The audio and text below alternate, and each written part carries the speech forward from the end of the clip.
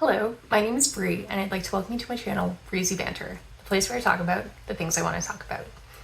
In today's video, I wanted to take a look back on the resolutions that I made in 2024 and whether or not I accomplished what I set out to do, as well as discuss my resolutions for the upcoming year. The day that I'm filming this is December 30th, and I already know the outcome of all of the resolutions that I made, so I figured it's a good time to go ahead and talk about them. Before we get started, if you are interested in more content such as this, I also talk a lot about perfume, makeup, and general financial health. Then I'd love it if you liked, commented, and subscribed to my channel. This should also be one of the first videos that goes up with my new haircut. I'm like still trying to figure out the best way to style it. So I'm going through some growing pains here, but if you see that there's videos afterwards where my hair is much longer, it's just because I filmed those earlier and they are going up later for a variety of reasons. So let's start with the resolutions that I made for this past year. The first one that I had here was to build a PC. I did not do this. The reason for that is because I am very likely to move within the next 2 years, possibly within like the next year and a half. Currently, I live in an apartment in Canada and I'm going to be moving to the US. And the idea of building a PC here, having all of the parts shipped here, and then having to transport it literally like across the country, like out of the country into another country, and then getting it set up there, it didn't seem like it made the most sense to me for a variety of reasons. One is just the logistics of it all.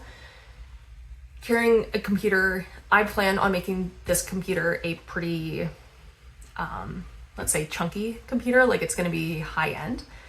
And so I'm just nervous about transporting it to the US or like transporting it for a move. It'd be one thing if I was moving like down the street or like somewhere within my current city, in which I could just put it in like a car or something, but I don't think that's going to be the case. So I'm just hesitant to do it because of that. In addition, I think sending everything to Canada would also increase the price substantially, not just because of the exchange rate, but because of shipping. And there are just far fewer distributors within Canada than there are in comparison to the US. So what I anticipate doing is next year, I still have this as a resolution. Perhaps let me take a step back. I should say that when I say resolution, I really use resolution to mean guiding principle. So these aren't necessarily goals per se, and it's okay if I don't accomplish them because they are things that I'm trying to orient my life around because I think that they will provide value to me in one way or another. So even if I do something that is in pursuit of my particular resolution or goal, then I'm okay with that. And I still consider that to be somewhat of a success. Anyways, all of that to say, I do intend on keeping this as a resolution for 2025. And although I'm a bit unsure whether or not I'll actually do it in 2025, so there's a significant chance that I will.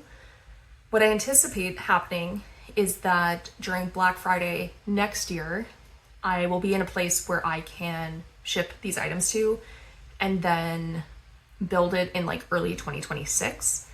And I can keep it at my partner's place during that time. So I'll have the item shipped to his place in the US. I'll build it in the US. It will be there just for a couple months before I'm able to move there. And I think that just makes like, again, logistical sense. I think it makes financial sense. And it's still something that I really want to do. Like I have my build all prepared. I use PC Part Picker and I'm like ready to do it. I'm really excited to do it. I've never done it. My partner has. His current computer is one that he built and he's like really good with tech. So I expect that he'll be able to help me and fill in some of the blanks that I'm less familiar with. So all of that to say it's staying on the list, even though I didn't accomplish it in 2024.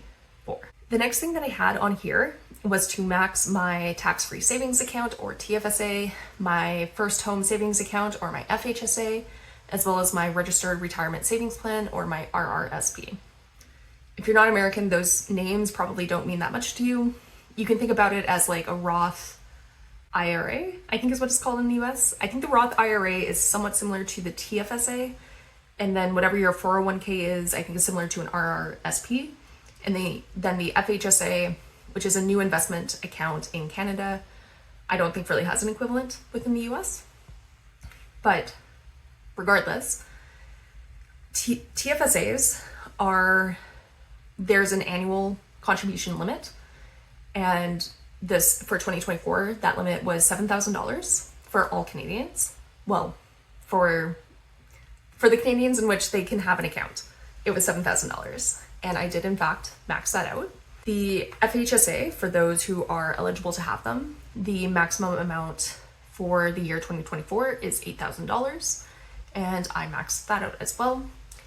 And then for the RRSP, it's 18% of your previous year's income up to a maximum that I can't remember. There's like an annual limit. I think it's around $30,000 if I'm not mistaken. But you have to subtract any employer contribution. So although my salary is about $150,000 a year, I get a pretty substantial bonus each year, but my employer makes retirement contributions on my behalf throughout the year. So I believe the amount that I could contribute this year was just over $17,000, but that's because when you subtract my employer contributions, that's what remained. So $17,000 is not 18% of my income, but that's just what happens when you make that deduction. So this one, I'm happy to say that I did accomplish it. The next one that I had on here was to do a sprint triathlon. And I didn't end up doing this. I believe I talked about this during one of my check-ins. And very long story short, because of some logistical stuff that happened, I anticipated that I was going to be somewhere when there was one triathlon taking place.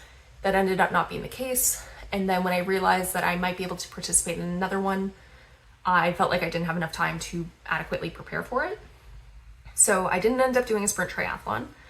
That said, I did do a 5K with my fiance. Those aren't the same thing. A 5K is basically the amount of running that you would do in a sprint triathlon, but of course, sprint triathlon also has the biking and swimming. That said, I have my eyes on a sprint triathlon in my area that's coming up in May. And so I'm leaving this goal on for next year, and I plan on training for it. It's about mid-May, I believe, is when it takes place. So that gives me like 4.5 months of training. I know that I can do a sprint triathlon, like all of the distances I know like I can do today. So I just plan on finessing, I guess. I'm not going for a crazy time or anything. I just want to do it. I've never done a triathlon. In terms of races that I've done a half marathon before and now a 5K. I think those are all of the races that I've done. So this will be something unique. I love to swim. I love to bike. Running's okay. So I'm just excited to go forth with this one. And something else that I think is quite helpful is my company will actually reimburse some of my, I can't think of the word, membership fees. So for example, I can get a 3-month membership to a city pool and they'll reimburse me for that, which is something that I intend on doing. So I'm just really looking forward to that. The other thing is that often triathlons feature a open water swim. The one that I'm looking at, they actually do the swimming portion in a pool, a 50-meter pool. So I think that will also be quite nice. Although I used to be a competitive swimmer and I played competitive water polo, so I'm very comfortable swimming. That said, it's always been in a pool, not in open water.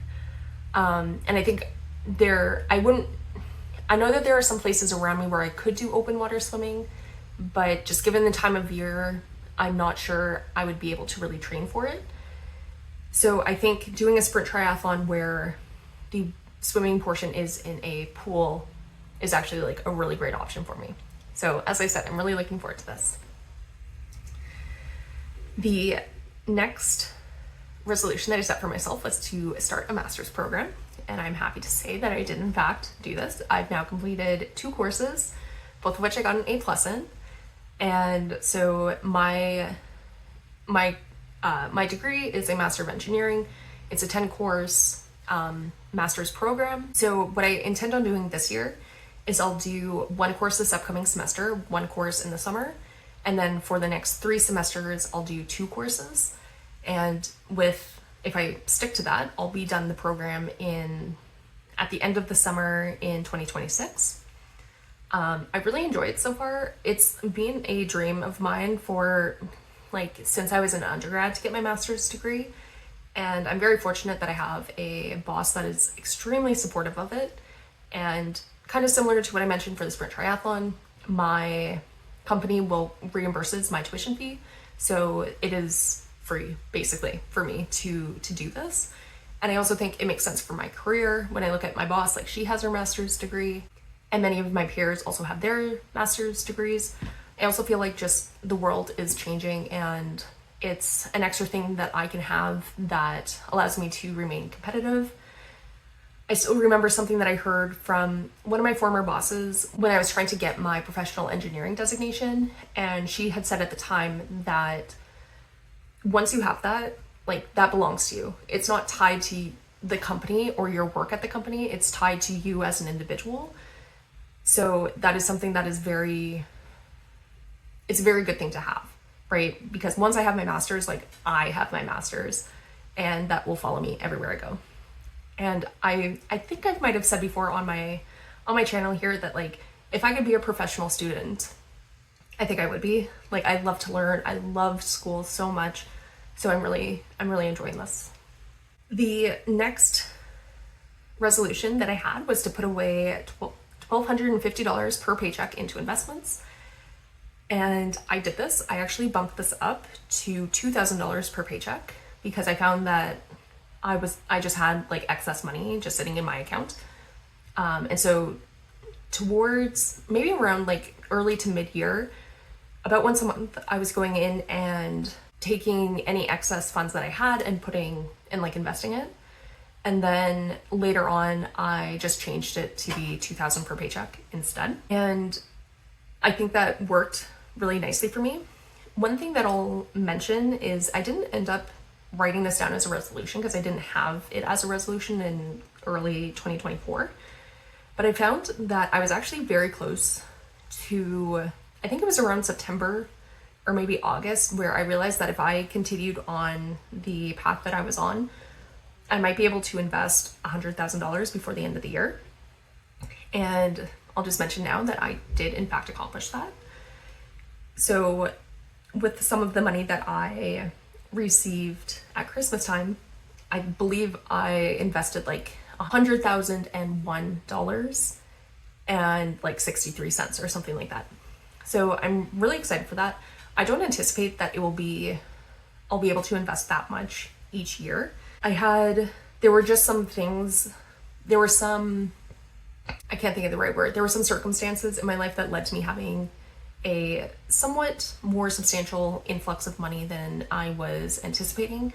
I don't think it would be unusual for me to be able to invest $70,000 a year. I'd have to take a closer look at some of my numbers, but I think $70,000 would be quite good. The reason that I was able to invest this much was because when I left my prior position in 2023, there were 2 things. I was owed some back pay I was part of a union. The collective agreement was out of date and it was renegotiated. And so there were 2 years or so where I was working at a rate that was less than what I should have been paid at. And so when I left, and so after I left and after the agreement was updated, I got one big check for the difference between what I was making and what I should have been making. I can't remember now exactly how much it was. It was probably around $10,000, I think. And then when I left that position, I also had fairly substantial vacation. I had a fair amount of vacation accrued, and I didn't end up taking it because I had left. And so that had to be paid out. Again, I can't quite remember how much it was, but I think it was probably around $15,000 or so. So that's $25,000 right there. And I think I get a bonus each year. So I anticipate I'll be able to do that. I'll be able to invest at least part of my bonus next year. I just don't think, like, I'm not going to have that influx of money from my old job that I happen to get a year later, of course. But I do still want to make sure that I'm investing for my future. The next goal that I had was to be engaged with a long-term plan to live together with my partner, and I'm very happy to say that I am in fact engaged, and we do have a long-term plan to live together. We are currently planning our wedding. We know roughly when it's going to be. Within the next 2 weeks, we should have a firm date, and suffice it to say, I am so excited for that to happen. The next goal that I had was to plan and implement an international trip somewhere I've never been. And I was thinking Japan and Korea or Mexico. And this one I accomplished. I went with my sister to Mexico. We went to Cancun. We stayed at a resort there for a week. I wish it was a year. It was absolutely amazing. We did some excursions. We went to a cenote. We saw some traditional Mexican dances, ate traditional Mexican food, sat on the beach, read, chatted, all of that good stuff. It was absolutely incredible, and I would love to go back, like right now. I did not make it to Japan and Korea. That said, I do intend to keep this resolution for 2025 as well. And my thoughts are for next year, my partner and I are likely to go to Italy for our honeymoon. We think that we won't do it like right after our wedding, we'll do it later in the year. But I want to do another trip, either Japan and Korea, though I think that one might be harder to swing just in terms of scheduling between my partner and I, but we'll see. And the other is a Nordic trip. So possibly Sweden, Norway, and maybe the Netherlands. Still trying to like work out all the details. That's just kind of what's been on my mind. I also briefly suggested to a friend that we go to Spain, Portugal, and Morocco. And they quite liked that idea. So all of that to say, there are kind of 4 different trips that I have my eyes on. I expect that I'll be able to do at least 2 of them. I would love to do 3. I don't think 4 is in the cards, but if I do 2 or 3, I'll be very happy. Even if I do 1, I think I'll be happy. And last was my resolution to commit to trying a forward-facing creative project. And some ideas that I had included streaming, creating a YouTube channel, or creating a photography Instagram account. And given that you're watching this, I accomplished the YouTube channel portion. And although like this channel hasn't taken off by any means, I have really enjoyed my time doing these videos. I'm going to do a video later about like what I learned with creating videos on YouTube for a year. And I'll talk about this in more detail, but it's been really interesting to see the entire process of how you make a video. And like when I edit myself, I have to listen to myself talk. I have to look at myself while I'm talking.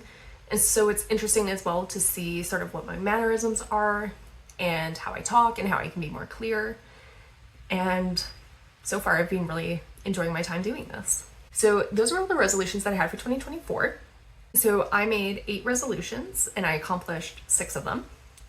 And the 2 that I did not accomplish, I am including for next year. So that includes build a PC and do a sprint triathlon. I'm virtually certain the sprint triathlon one I will do.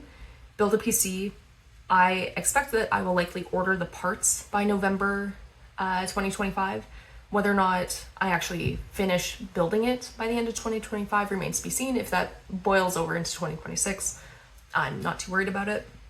I also intend on repeating one of the resolutions that I had, which was to plan and implement an international trip somewhere I've never been. And then I'm also trying to think of a financial goal. I think having the financial goal of maxing out those 3 accounts was kind of a gimme. Like I know I'm going to do that anyways. So putting it as a resolution, I don't think is really beneficial. Like it's not necessarily making me strive for something that I wouldn't otherwise do. So I'm not exactly sure what that will look like at this point in time. I am thinking about it. I will come up with something as a financial goal. I just don't know what it will be just yet. If I do a check-in video for these resolutions, I'll of course mention it. I'll mention what I came up with. And one thing that I'll just very briefly mention as well is you'll notice that there weren't any media resolutions. I don't make book resolutions. I read so much naturally that I don't think it's really worthwhile. It's kind of similar to the financial goal that I set last year. I'm going to do it anyways, so there isn't really a point to me trying to stretch myself in that regard. I think if I tried to make myself read more than I already do, I just wouldn't really enjoy it, because I enjoy reading naturally and I want to do it every day or very close to every day anyways. So I'm just going to continue to do it regardless. It's kind of the same thing with movies and video games. I like playing video games. I enjoy seeing movies. I do want to work a little bit on getting my watch list for movies down. I would also like to work on my backlog for games. I don't think a specific resolution for that is really beneficial for me, at least in this point of time, but I am thinking about it. One of the things that I did at the beginning of 2024 was I said that for my goal was to finish 4 games for every game that I bought. And I'll have to go back to see if I accomplished that. I'm pretty sure I did, because I believe I ended up finishing around, I want to say 48 to 52-ish games. And I don't think I didn't buy anywhere near as many as that. But those are some, again, just guiding principles that I'm thinking of heading into the new year. So I think that's everything that I wanted to talk about today. I'd love to hear from you if you have any resolutions or goals or guiding principles, as I like to call them, heading into 2025.